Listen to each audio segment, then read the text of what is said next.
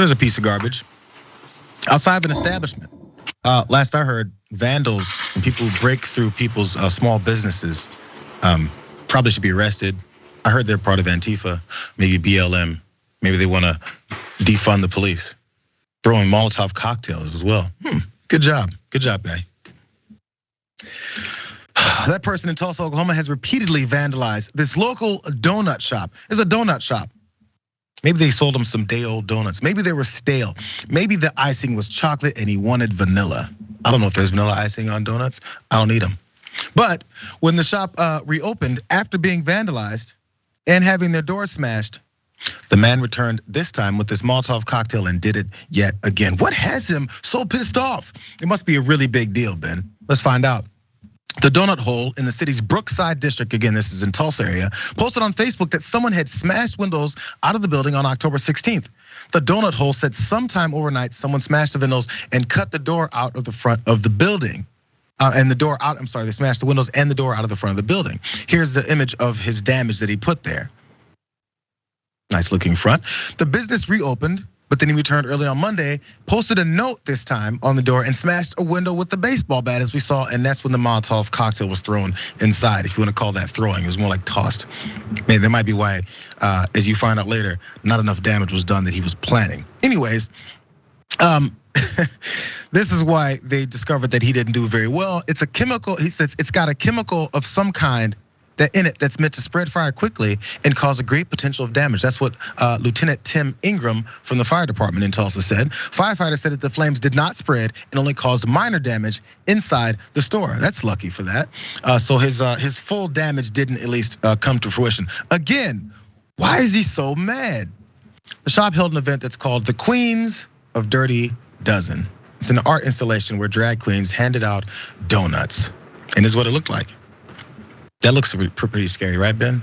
It looks like they might throw some donuts at you. Oh my God, they look so violent. Oh my God, where are the children that they're grooming? Oh, where are the people that are around them that are getting indoctrinated into this evil lifestyle? Or people are eating donuts. The shop released a statement even more to talk about how benign and actually probably fun this event was.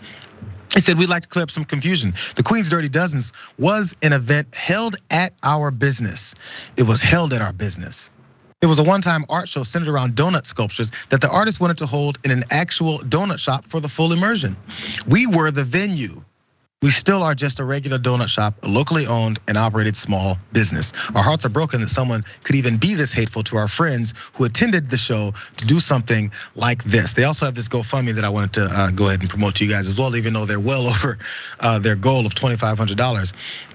Anytime something like this happens, I believe love and support should be the response. But also on the other side of this whole thing, Glebe, you attack a donut shop for hosting an event where drag queens were. And again, I would love to ask Michael Schur and good liar style questions of this idiot. So what is it you were fighting against? I heard you guys were against the grooming of children that were happening. Was that happening there? Also, I thought you guys were for small business owners. I thought you guys were against vandalism. I also thought you guys were thinking once someone does these things, they should be murdered on the effing spot. Law and order, what happened to law and order, JR? How come the right doesn't want law and order when it comes to people in makeup serving donuts? All of a sudden the laws go out the window. Also, this man that you see right here in the footage breaking the windows and throwing Molotov cocktails in here. Why is he in such disguise? Because this is breaking news for you. This man, it was one of the drag queens and he was very embarrassed about what he does in his spare time. And so he had to come and firebomb the shop so nobody would recognize that he in fact is Daisy Petunia, one of the hottest drag queens of them all. Congrats to this wonderful man, great disguise. But you know what? There is a level of intrigue I think a lot of these folks have.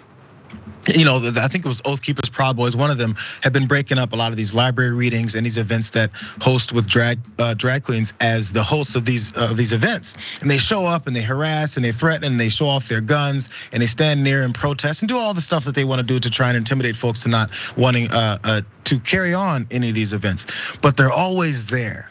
There's definitely some interest involved. They're like, well, maybe if they get the access and opportunity to still do what the hell they want because there's a free country, maybe I can too. Like I wouldn't be surprised. Somebody must be moonlighting.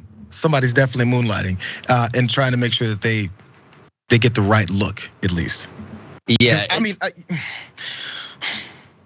I don't show up at drag shows, Ben, but it's not because I have this vehement inside anger and hate for it. It's just because I don't really like live shows or people. I don't like mascots at basketball games run up on me either and saying, hey. So I feel like sometimes that's the energy of these things, but I'm definitely not mad about it. Like, it just calm down. People are living their lives, but now you're a vandal for it.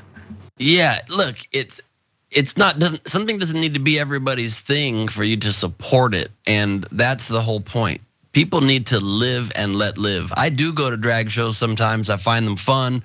Friends of mine have birthdays at Hamburger Mary's. I go down there and you just can feel even more strong in your masculinity and your heterosexuality, being able to have a drag queen flirting with you and have it not crumble you. If you're someone who's so repressed sexually, I don't mean this you, I mean to the people that can't handle it, they have to protest against these things, that you're afraid, what is the drag queen gonna turn you gay? Is that what you're afraid of when they flirt with you? Is that what the problem is? And look, sometimes I even am a drag performer, not a full-on drag queen like that, but I've worn full-on makeup and done female costumes for Halloween. My fans, the mad ones, raised money for charity for the Harold Robinson Foundation to send inner city kids to camp by getting me to wear stiletto heels for part of a whole show one time. I play many female characters with face filters on my show, Glebe Off the Top. Never thought I would do that. Grew up as a straight boy who hears the homophobic things and the things that are not open to LGBTQ thought. And I thought it was weird at first too, until I tried it, until I got exposed to it, realized, oh, it's just fun, it's just life. You just do things out of the box and you're just as manly as you were before, and probably more because you know your masculinity can't be crushed by other people. How about that? Have a sense of inner strength and inner self. Most importantly, no one is gauging and measuring your masculinity and judging you for it, except for these guys, because there's something internal that they're trying to figure out. Just figure it out, get some therapy. You're gonna be much, much happier. Just accept, it's life. 100.